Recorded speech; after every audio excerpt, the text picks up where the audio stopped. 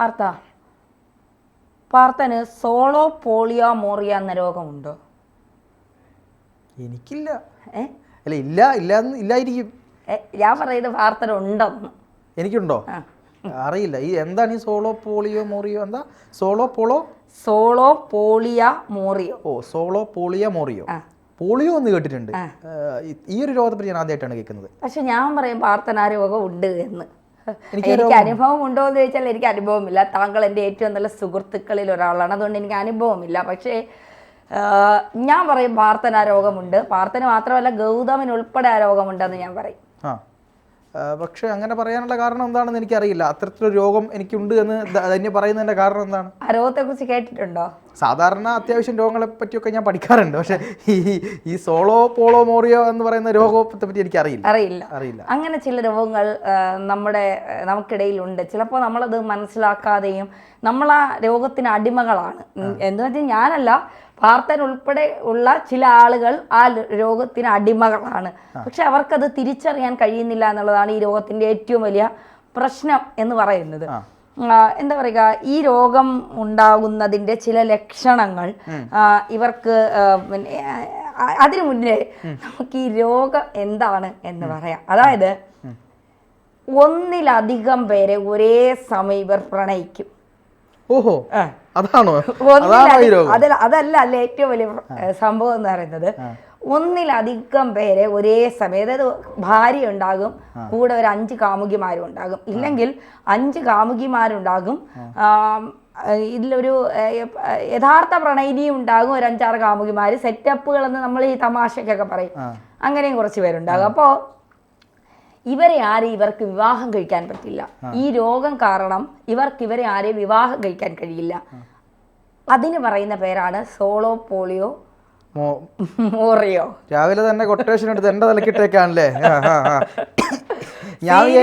വാർത്ത അല്ല, ഞാൻ വിചാരിച്ചു ഇത് വല്ല ഈ എന്താണ് വല്ല സ്വപ്നത്തിൽ വല്ല എന്തെങ്കിലും കാണുന്നതോ, അല്ലെങ്കിൽ വല്ല ചൊറിച്ചിലോ, ഇനി വല്ല പനിയോ, എനിക്ക് ഇടയ്ക്കിടയ്ക്ക് തലവേരോ ഒക്കെ വരാറുണ്ട്, അതിന്റെ എന്തെങ്കിലും പേരോ എന്നെങ്ങനെയാണ് ഞാൻ വിചാരിച്ചത്. യഥാർത്ഥത്തിൽ ഇതൊരു ചൊറിച്ചിൽ രോഗമാണ്. അത് മനസ്സിലായി, ചൊറിച്ചിലാണെന്ന് മനസ്സിലായി. ചിലവർക്കുണ്ടാവുന്ന അമിതമായ ചൊറിച്ചിൽ, അമിതമായ ഒരു വല്ലാത്തൊരു എന്താ പറയുക, ഒരു ബുദ്ധിമുട്ടിൽ നിന്നുണ്ടാകുന്ന ഒരു രോഗമാണ്. ഞാൻ ഇന്നലെ വാലന്റൈൻസ് ഡേ അല്ലേ, ഇന്നലെ ഇങ്ങനെ സോഷ്യൽ മീഡിയ ഒക്കെ വെറുതെ ഇങ്ങനെ തപ്പിയപ്പോൾ സോളോ പോളിയമോറിയോ എന്ന് പറയുന്ന ഒരു രോഗം നിങ്ങൾക്കുണ്ടോ, അതിന്റെ ലക്ഷണങ്ങൾ ഇങ്ങനെയാണ് എന്നൊക്കെ പറഞ്ഞുകൊണ്ട് ഒരു വീഡിയോ ഉണ്ട്. അപ്പോൾ ഞാൻ വെറുതെ അതൊന്ന് ഗൂഗിളിൽ സെർച്ച് ചെയ്തപ്പോൾ ശരിയാണ്, അങ്ങനെ ഒരു രോഗമുണ്ട്. നമുക്ക് ഒരേ സമയം പലരെയും പ്രണയിക്കാൻ കഴിയും, പക്ഷെ വിവാഹം കഴിക്കാൻ കഴിയില്ല.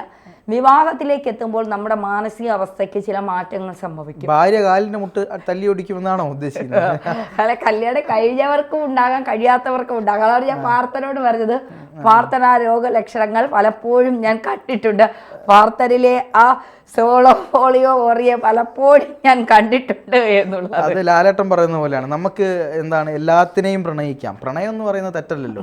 നമ്മൾ ഒരു അല്ല, അത് ശരിയാണ്. പക്ഷെ അടി കിട്ടുന്ന വിധത്തിൽ പ്രണയിക്കരുതെന്ന് മാത്രമേ ഉള്ളൂ. ഒരു പൂവിനെ പോലും നമുക്ക് പ്രണയിക്കാം എന്നാണ് പറയുന്നത്. പ്രണയമില്ലെങ്കിൽ പിന്നെ എന്താ ധന്യ ജീവിതമുണ്ടോ? സത്യത്തിൽ ധന്യ എത്രമാത്രം ആളുകളെ പ്രണയിക്കുന്നുണ്ട് എന്നുള്ളത് ധന്യക്ക് മാത്രം പറയുന്ന രഹസ്യമാണ് എന്ന് തന്നെ വിചാരിക്കരുത്, നമുക്ക് പറയാം. ഓക്കെ, അപ്പോൾ ഈ രോഗം ഇല്ല എന്ന് പറയുന്നത് ശരിയല്ല എന്നുള്ളത് ആദ്യമേ പറയട്ടെ. അത് എനിക്ക് തോന്നുന്നില്ല. ഞാനൊരു വിവാഹിതയാണ്, അതുകൊണ്ട് ആ വാക്ക് പറയുമുള്ളൊരു പക്ഷേ എന്നെ കണ്ടോണ്ടിരിക്കുന്ന അല്ലെങ്കിൽ എൻ്റെ നാട്ടുകാരെങ്കിലും വിചാരിക്കും, ഓ ഇവക്ക് പ്രണയമുണ്ട്, അല്ലെങ്കിൽ എനിക്ക് പ്രണയമുണ്ട്. എനിക്ക് മോഹൻലാലിനെ ഭയങ്കരമായി ഞാൻ പ്രണയിക്കുന്നുണ്ട്. അത് പാർത്തൻ ഉദ്ദേശിക്കുന്ന പ്രണയമല്ല, വിജയോട് പ്രണയമുണ്ട്. എന്തിന് VS അച്യുതാനന്ദനോട് വരെ എനിക്ക് പ്രണയമുണ്ട്. അപ്പോ ഈ ഇരിക്കുന്ന പാർത്തനോട് വരെ എനിക്ക് പ്രണയമുണ്ട്. അപ്പോ നല്ല പ്രണയങ്ങൾ എന്ന് പറഞ്ഞാൽ സ്ത്രീക്കും പുരുഷനും തോന്നുന്ന എന്താ പ്രണയം? വേറൊരു കാര്യമുണ്ട്. ഇന്നലെ ഒരു കോടതി വിധി വന്നായിരുന്നു. ആ കോടതി വിധിയിൽ പറയുന്ന കാര്യമുണ്ട്. അതായത് പ്രണയിക്കുന്നത് കൊണ്ട് പ്രശ്നമില്ല, അവിഹിതം, അതായത് സെക്ഷൽ ആയിട്ടുള്ള ബുദ്ധിമുട്ടുകൾ, ശാരീരികമായ ബന്ധപ്പെടലുകൾ, ഇത്തരം കാര്യങ്ങളാണ് നമുക്ക് ചതി, വഞ്ചന എന്നൊക്കെ പറയാൻ പറ്റുന്നത്. ഒരാളെ പ്രണയിച്ചു എന്നതുകൊണ്ട് അതൊരു കുറ്റമായിട്ട് കാണാൻ കഴിയില്ല എന്നുള്ളതാണ്. അങ്ങനെ കുറ്റമായിട്ട് കാണുകയാണെങ്കിൽ ലോകത്തുള്ള എല്ലാ പുരുഷന്മാരും ഞാൻ പറയുന്നില്ല, ഒരു 90% പുരുഷന്മാരെയും സ്ത്രീകളെയും ഒക്കെ നമ്മൾ എന്ത് ചെയ്യേണ്ടി വരും? കുറ്റവാളിയായിട്ട് കാണേണ്ടി വരും. കാരണം ആരോടെങ്കിലും എപ്പോഴെങ്കിലും ഒക്കെ പ്രണയം തോന്നാത്ത ആളുകൾ ഉണ്ടായിരിക്കില്ല എന്നാണ് ശാസ്ത്രം പറയുന്നത്. കാരണം മനുഷ്യൻ എന്ന് പറയുന്നത് മോണോഗോമി അല്ല, പോളിഗമിയാണ്. പോളിഗമി എന്ന് പറഞ്ഞാൽ ഒന്നിലേറെ ആളുകളെ പ്രണയിക്കുകയും, അതെ അതെ, ഗൗതം ആ കാര്യത്തിൽ വളരെ വിദഗ്ധനായ ഒരു മനുഷ്യനാണ് എന്ന് അദ്ദേഹം തെളിയിച്ചിട്ടുണ്ട്. അപ്പോൾ അതുകൊണ്ട് അത് ബുദ്ധിമുട്ടില്ല. അപ്പം ആ രീതിയിലുള്ള ആളുകളാണ്. ഗൗതമനല്ലേ പറയാൻ പറ്റുക, പുറത്ത് പോയി വേറെ ആരെങ്കിലും പറഞ്ഞ് അവര് നാളെ കേസ് കൊടുക്കും. ഗൗതമന പറയുന്നത് കേസ് കൊടുക്കാനുള്ള ഒരു ബുദ്ധി പോലും ഇല്ലല്ലോ. അല്ല, ഞാൻ പറയുന്നത് അല്ല, അങ്ങനെ പറയരുത്. കാര്യം എന്താ വെച്ചാൽ ഗൗതമന് ബുദ്ധി കൂടിയിട്ടാണ് ഈ പ്രശ്നങ്ങൾ സംഭവിക്കുന്നത് എന്നും കൂടി നമ്മൾ മനസ്സിലാക്കണം. ഇപ്പൊ നമ്മുടെ സ്റ്റുഡിയോയിലുള്ള ഉണ്ണിച്ചേട്ടൻ, അദ്ദേഹം എത്ര മനോഹരമായിട്ടാണ് ഇത്തരം കാര്യങ്ങൾ ചെയ്യുന്നത്. അദ്ദേഹത്തെ കണ്ടുപഠിക്കണം. നമ്മൾ പലപ്പോഴും ഉണ്ണിച്ചേട്ടനെ പറ്റി സംസാരിക്കുമ്പോൾ നമ്മൾ പറയാറുണ്ട്, ഇദ്ദേഹത്തിന് ഇത് ചെയ്യാൻ ഇങ്ങനെ മറ്റുള്ളവരെ പ്രണയിക്കുക, പക്ഷെ ഒരു ഉപദ്രവവും ആർക്കും ഉണ്ടാക്കില്ല. അവരോട് പോലും പറയില്ല ഞാൻ നിങ്ങളെ പ്രണയിക്കുന്നുണ്ട് എന്ന് പറയില്ല. നോക്കി നിന്ന് പ്രണയിക്കുന്ന വലിയ ആളാണ്. അതുപോലെ തന്നെയാണ് ലാലേട്ടൻ എപ്പോഴും പറയും പ്രണയം അത് മനോഹരമാണ്, അത് സുന്ദരമാണ്, എനിക്ക് അവരോട് പ്രണയമുണ്ട് എന്ന് പറയും. ഈ അടുത്തൊരു റിയാലിറ്റി ഷോയിൽ ഞാൻ കണ്ടു, ലാലേട്ടന് സോളോ പോളിയോ രോഗമാണ് എന്ന് പറയാം. അല്ലെങ്കിൽ വേറൊരു ഒരു റിയാലിറ്റി ഷോയിൽ ഞാൻ കണ്ടു, ഒരു അദ്ദേഹത്തിൻ്റെ പേരെന്നോട് പറഞ്ഞു, നന്നായി പാടുന്നൊരു ചെറുപ്പക്കാരാണ്. അദ്ദേഹത്തോട് വിധു പ്രതാപ് ചോദിക്കുന്നുണ്ട്, അനുവിനെ ഇഷ്ടമല്ലേ, പ്രണയമല്ലേ എന്ന് ചോദിക്കുമ്പോൾ അദ്ദേഹം പറഞ്ഞ കാര്യമുണ്ട്, അനുവിന് അങ്ങനെ തോന്നിയോ? ഇല്ല, എനിക്ക് തോന്നിയിട്ടില്ല. ഓക്കെ, അനുവിന് അങ്ങനെ തോന്നാത്ത കാലത്തോളം ഞാനൊരു പ്രണയം പാട്ട് രണ്ടുപേർ ചേർന്ന് പാടുമ്പോൾ ആ പാട്ട് പാടി തീരുന്നത് വരെ ഞാൻ അറിയാതെ അനുവിനെ മനസ്സിൽ പ്രണയിക്കുന്നുണ്ട്, എന്താ പ്രശ്നം എന്ന് ചോദിക്കുന്നുണ്ട്. വളരെ സിമ്പിളായ ചോദ്യമല്ലേ അത്? അതാണ്. അപ്പോൾ പ്രണയം എന്ന് പറയുന്നത് ആളുകൾക്ക് തോന്നാം, പക്ഷേ അതിലപ്പുറത്തേക്കൊരു സ്റ്റെപ്പ് കടന്ന് ഉള്ളോട്ട് പോകുമ്പോൾ ചിലപ്പോൾ എന്ത് ചെയ്യും, ഈ ആളുകൾ പലപ്പോഴും ഇതിനെ കൂട്ടിക്കെട്ടാറുണ്ട്.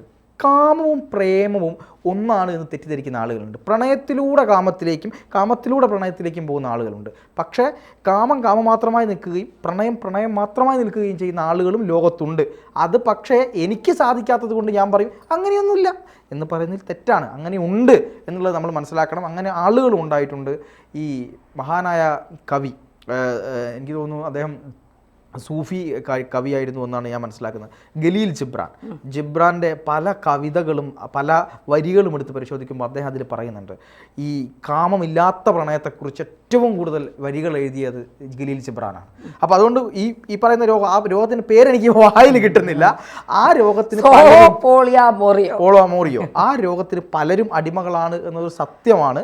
ഇനിയിപ്പോൾ അതിലെന്തെങ്കിലും ഉണ്ടോ എന്നുള്ളത് എനിക്കറിയാം, അതെനിക്ക് പറയാം. ഇല്ല, ഈ പറയും പോലെ ഒന്നിലധികം നമുക്ക് ഈ പറയും പോലെ ഇതൊരു എന്താ പറയുക, ഒരു തമാശയാണെങ്കിലും അതൊരു ചിലർക്ക് അങ്ങനെയാണ്, ഒന്നിലധികം പേരോട് പ്രണയം തോന്നാം. ചിലർക്കൊന്നും അല്ല തന്നെയാണ്, ഭൂരിഭാഗം ആളുകൾക്ക് തോന്നാം.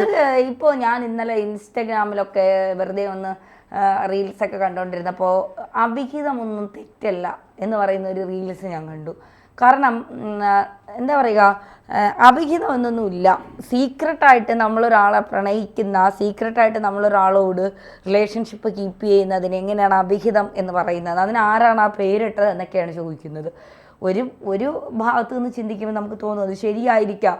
ഇപ്പോൾ നമ്മുടെ പാർട്ട്ണറോട് നമുക്ക് പറയാൻ പറ്റാത്ത കാര്യങ്ങൾ, നമ്മുടെ പാർട്ട്ണറോട് നമുക്ക് എന്താ പറയുക, നമ്മുടെ പാർട്ട്ണർക്ക് നമ്മളെ മനസ്സിലാക്കാൻ പറ്റാത്ത കാര്യങ്ങൾ മറ്റൊരാൾക്ക് മനസ്സിലാക്കാൻ കഴിയുന്നുണ്ട് എങ്കിൽ അത് നോക്കി നിൽക്കുന്നവർക്ക് അവിഹിതമായിരിക്കാം. നമുക്ക് ചിലപ്പോൾ നമ്മുടെ ഏറ്റവും നല്ല സുഹൃത്തായിരിക്കാം, നമുക്കെല്ലാം പങ്കുവയ്ക്കാൻ കഴിയുന്ന ഒരാളായിരിക്കാം എന്നുള്ളത് മറു സൈഡിൽ നിൽക്കുന്നത്. അതിനെ നമ്മുടെ സമൂഹം വിളിക്കുന്ന ഒരു പേരാണ് അവിഹിതം എന്നുള്ളത്.